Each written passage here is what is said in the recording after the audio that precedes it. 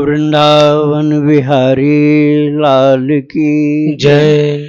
राधा रानी की जय। श्री गुरुदेव भगवान की जय। श्री राधे राधे। भक्ति प्रश्नोत्तरी कार्यक्रम प्रारंभ किया जा रहा है। आइए हम भक्ति संबंधित प्रश्नों को श्रवण करें। श्री राधे राधे गुरु जी, आपके श्री चरणों में कोटि कोटि दंडवत प्रणाम। विपुल जी हैं पटना से, इनका प्रश्न है अयोध्या जाना हो तो वहां कहाँ कहाँ का दर्शन करें? श्री राधे राधे। संपूर्ण अयोध्या दर्शनीय है, वंदनीय है, प्रणम्य है।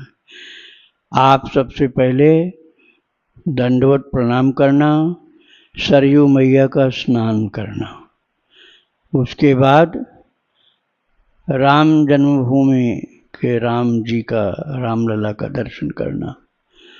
अब आपके पास जितना समय हो, कुछ मैं गिने चुने बता दे रहा हूँ।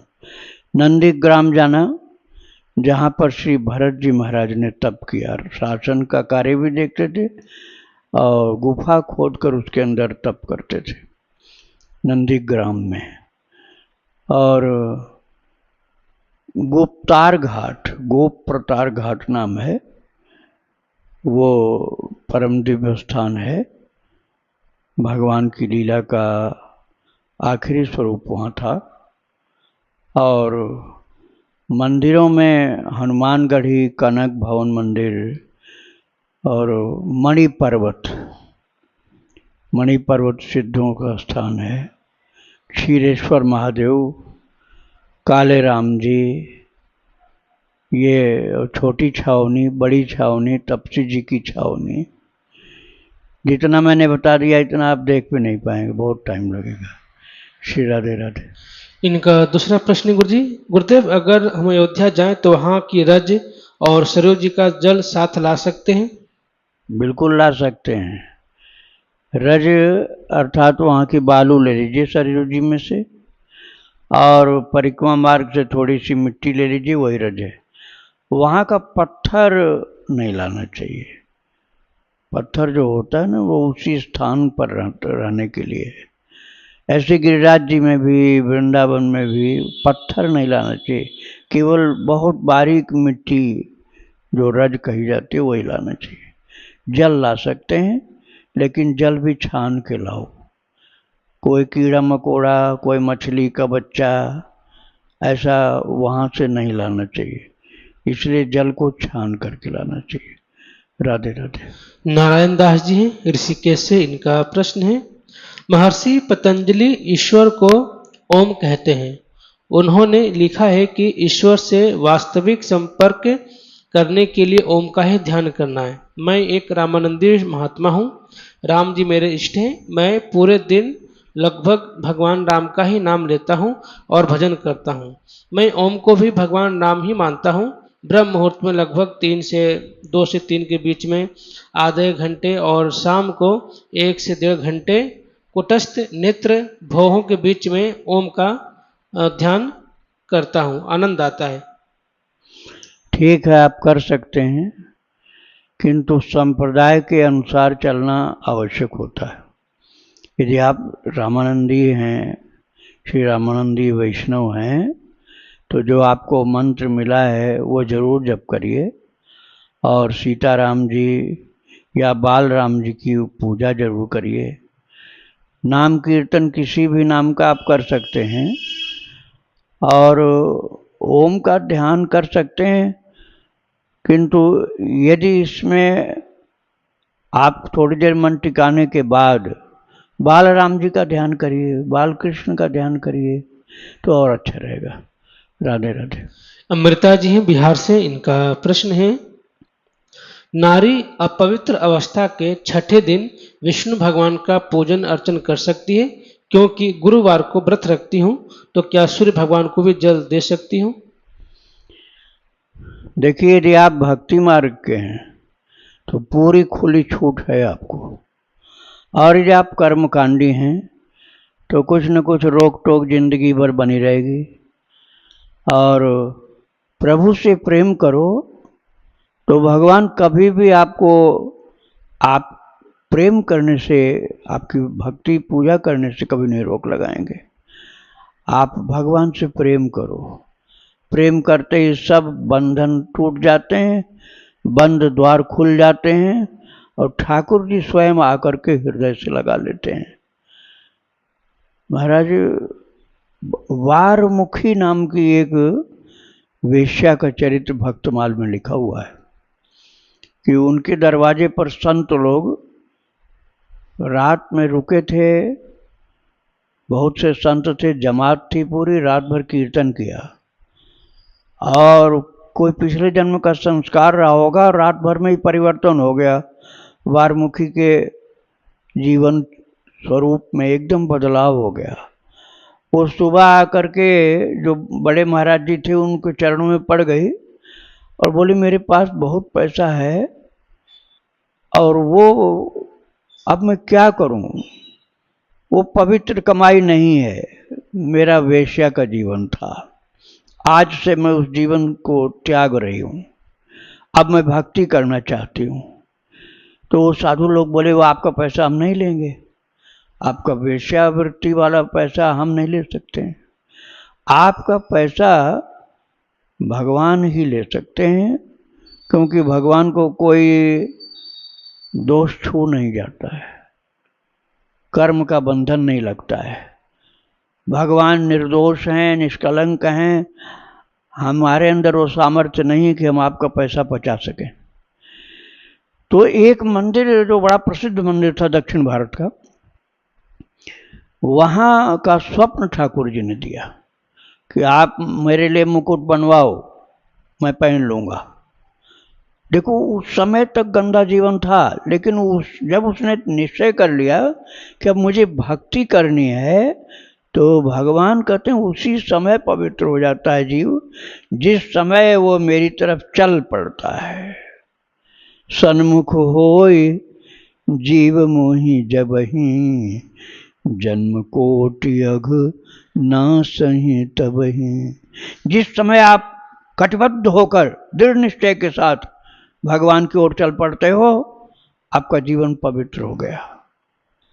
तो महाराज अब आप सुनिए, एक तो वेश्यावृत्ति का पैसा था, भगवान उस पैसे का मुकुट पहनने को तैयार, साधु लोग नहीं लिए, भगवान लेने को तैयार।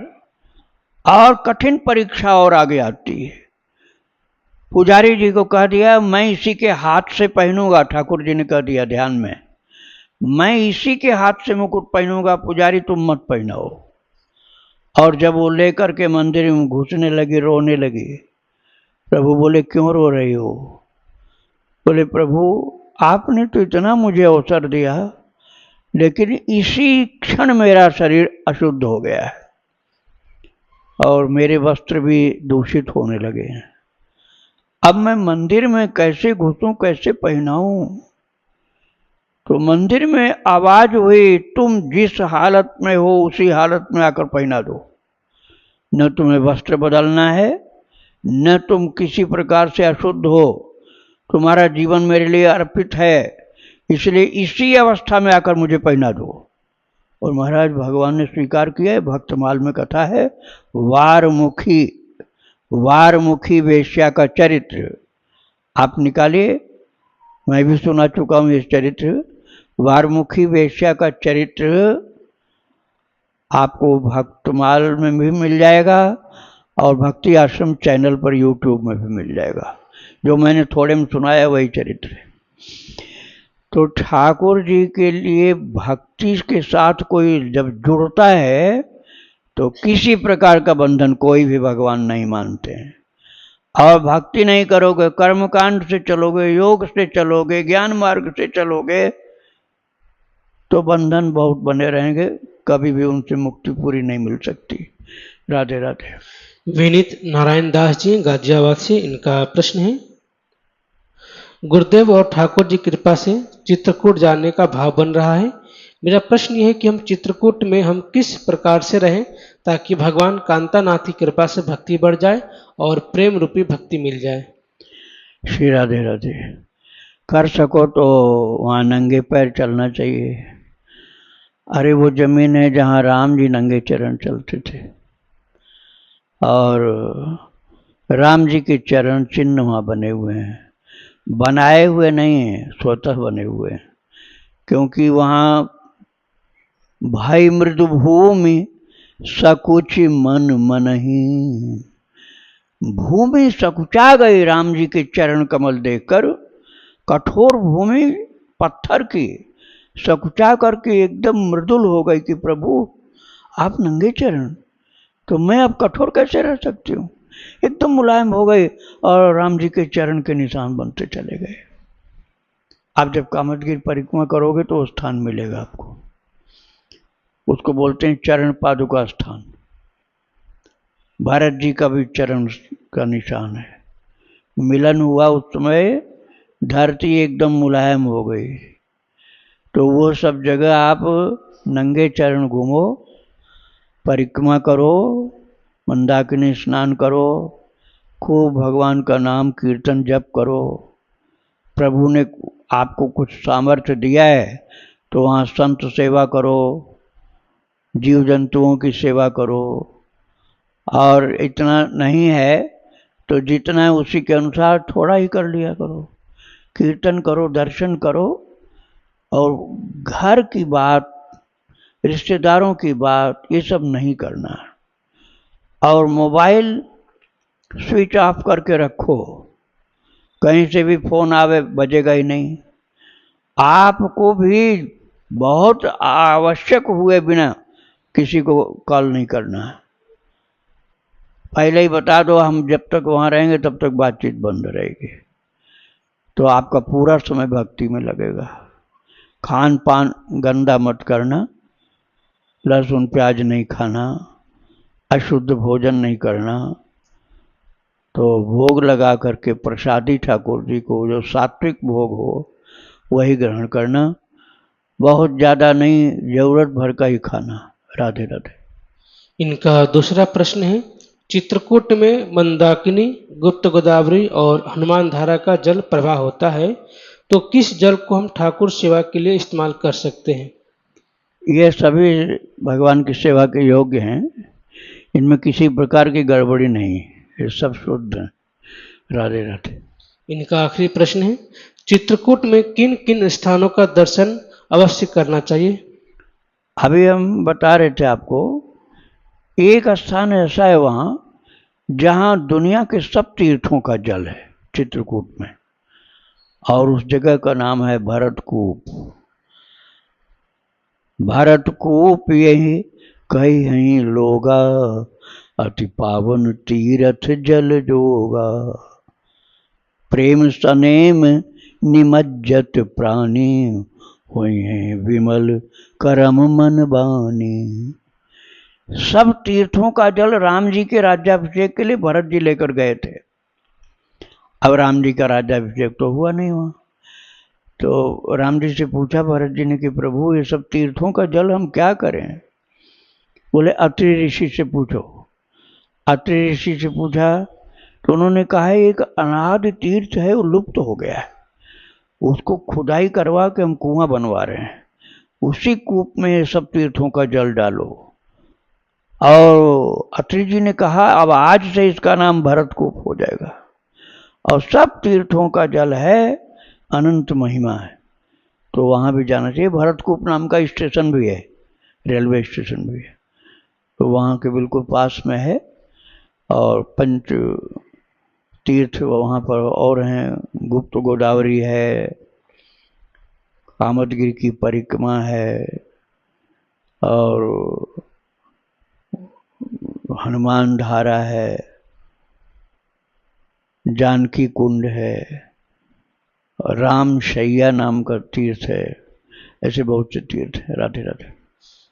साहिल जी हैं गुजरात से, इनका प्रश्न है, भक्ति मार्ग में देखा जाता है कि जिस पात्र में मांस बनता है उसमें सात्विक भोजन नहीं पाना चाहिए, तो प्रश्न था क्या मांस वाले बर्तन में खाना खाने से पाप होता है, उसका अपराध लगता है? आप मांस को अभी अशुद्ध रूप में नहीं देख रहे, इसलिए नहीं समझ में आ रहा। किसी बर्तन में गंदगी की गई बहुत ज्यादा, मल उठाया गया, हमेशा उस बर्तन में मल मूत्र उठा करके सफाई की जाती रही। आप उसमें भोजन कर सकते हो क्या? अरे भाई, ऐसा बर्तन फेंक दिया जाता है। जब जीवन में परिवर्तन आया तो गंदगी वाले बर्तन को क्यों रखना? जब तक अज्ञान में थे, जब तक समझ सही नहीं थी, तब तक मांसाहार करते रहे। आहार तो है नहीं, मांस खाते रहे। मांस राक्षसों का भोजन, मनुष्य का भोजन तो है ही नहीं। लेकिन जब बुद्धि सुधर गई तो उस गंदे बर्तन को क्यों रखना घर में? उसको फेंक दो कहीं, जिसको ले जाना हो ले जाए। उसको बेचना भी ज़्यादा अच्छा नहीं, फेंक ही देना चाहिए। राधे राधे। प्रश्न है, यदि कोई व्यक्ति अत्यधिक भोजन करता हो और भोजन के अंत में हमेशा जूठन छोड़ता हो, समझाने पर भी ना मानता हो, चाहे वह प्रसाद ही क्यों ना हो, ऐसे व्यक्ति को क्या प्रभु की कृपा प्राप्त होती है? उसकी क्या गति होती है जो प्रसाद को छोड़ता है, जूठन छोड़ता है? अलग अलग स्तर के व्यक्ति होते हैं, सभी के लिए एक बात लागू नहीं हो सकती। देखो, भगवान का प्रसाद जूठा नहीं होता है। किसी ने खा लिया है तब भी आप उसको ग्रहण कर सकते हो। प्रसाद किसी के द्वारा छू लिया गया तब भी अशुद्ध नहीं होता। भोग लग चुका हो तो, भोग लग चुका, किसी ने छू लिया तब भी अशुद्ध नहीं होता। किसी ने खा लिया तब भी अशुद्ध नहीं होता। किसी के खाने के बाद भी उसको आप खा सकते हो, प्रसाद अशुद्ध नहीं होता। अब आप उसको इस नाला में फेंको, डस्टबिन में डालो, तब पाप लग जाएगा। खाया हुआ आप खा लो, कोई दोष नहीं लगेगा। लेकिन खाने के बाद जो आप नहीं खा पाए, वो कोई खा लेता है तो चलो ठीक है, लेकिन ये जो उसको आपने नाला में डाल दिया, गंदगी में डाल दिया, तब आपको दोष लगेगा। राधे राधे। पटना से गुरुजी, इनका प्रश्न है, जो सांसारिक मानव सांसारिक इच्छा को लेकर के भक्ति करता है तो क्या उसकी इच्छा पूरी करते हैं भगवान? अब आपसे हम पूछ रहे हैं, आपका बच्चा कह रहा है कि हम आपको लेकर के कुआं में कूदेंगे, तो बच्चे की इच्छा पूरी कर दोगे आप? कभी नहीं करोगे। न बच्चे को कूदने दोगे, न अपने आप को उसके साथ जाओगे कूदने। ऐसी मूर्खतापूर्ण इच्छाएं बहुत ज्यादा होती हैं। तो भगवान कैसे इच्छा पूरी कर दे भाई? वो परम हितैषी हैं। वो जानते हैं कि खुद संकट में पड़ेगा, ऐसी ऐसी चीजें मांगता रहता है। इसलिए भगवान इच्छा नहीं पूरी करेंगे, तुम रोते रहो चाहे जितना। और इच्छा न पूरी करना उनकी कृपालुता है। समझ में जल्दी आता नहीं, बहुत बाद में समझ में आता है। जब टाइम आता है ऐसा प्रतिकूल, तब समझ में आता, वो उस दिन जो हो जाता तो आज हम संकट में पड़ जाते। तब भगवान की कृपालुता समझ में आती। राधे राधे। इनका दूसरा प्रश्न है, भगवान नाम जप करता हूँ, गुरुदेव अंतर्यामी हैं, मुझको देख रहे हैं, क्या पाप पुण्य कर रहा हूँ वह सब जानते हैं, तो क्या ऐसे में हमारी इच्छाएं पूर्ति करते हैं? देखो, भगवान सब देख रहे हैं, ये बात तो सत्य ही है। गुरु के लिए भी आप ऐसा भाव रख सकते हैं, लेकिन इच्छा पूर्ण करने की मूर्खता की बात क्यों कहते हो आप? अरे ठाकुर जी जैसे रखें, जाहि विध राखें राम ताहि विध रहिए, ये भक्ति की बात है। ये थोड़े कि हम जैसे कहें वैसे रखो हमको। तो भगवान को नौकर बना लिया क्या आपने? थोड़ा सा भजन कर लिए और उसकी इतनी कीमत मांग रहे हो तुम। इतनी बड़ी कीमत मांग रहे हो कि हमको दर्शन दो, हमने बहुत भजन किया। कहाँ इतना भजन किया तुमने? अभी तुमको सांसारिक दौलत मिल जाए फिर भगवान को नहीं मांगोगे। तो भगवान को इतनी क्षुद्र वस्तु मत समझ लो कि आपकी भक्ति की कीमत के रूप में भगवान मिल जाएंगे। कुछ मांगना ही मूर्खता है। आपको एक ही बात भगवान से कहनी है, जेहि विधि होय नाथ हित मोरा, करो सो बेगे दास मैं तोरा। प्रभु, मैं आपका दास हूं, मेरी कोई स्वतंत्र इच्छा नहीं है। जैसे भी मेरा आप भला समझें वैसे करिए, मेरी मांग को पूरी मत करिए, आपको जो ठीक लगे वो करिए। तो ये भक्ति की बात हुई। और ये नहीं कि हमें तो ये पूरा कर, ये दे दीजिए, ये संकट काटिए, ये चीज़ें मिल जाएं, ये घर मकान, ये मिल फैक्ट्री, ये परिवार, ये चीज़ें मांगते रहते हो, तो भक्ति कहाँ हुई? ये तो भगवान को भी बेच के तुम पता नहीं क्या ले लो। यदि ठाकुर जी मिल जाएं तो कहोगे हमें तो ये चीज़ चाहिए, तुम बिक जाओ। ये भक्ति नहीं है, बहुत ही मूर्खतापूर्ण बात है। हाँ, यदि कोई संकट आता है, जैसे द्रौपदी के ऊपर संकट आया, तो द्रौपदी ने केवल भगवान को पुकारा। पहले तो याद था पतियों की बात, ससुर साहब हैं और बड़े बड़े धनुर्धर और बुद्धिमान लोग थे, लेकिन जब समझ में आ गया कोई नहीं बचाने वाले, तब द्रौपदी ने पुकारा है प्रभु को कि बाद में सुनोगे तो तुमको बहुत दुख होगा, इसलिए मैं बता रही हूं कि इस संकट में पड़ी हूं, अब तुम जानो क्या करना चाहते हो। तो भगवान आकर के वस्त्रावतार ले लिया, द्रौपदी की लाज बचाई है। तो भगवान को पुकारना, लेकिन हमारा हठ नहीं होना चाहिए ये आप करो, ये करो।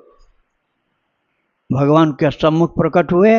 नहीं, वो तो वस्त्र रूप में ही आए, वस्त्रावतार हो गया। तो भगवान ने जो समझा वो किया। अब द्रौपदी से थोड़े पूछा कि हम क्या रूप रंग से प्रकट हुए, जो ठीक समझा वो किया।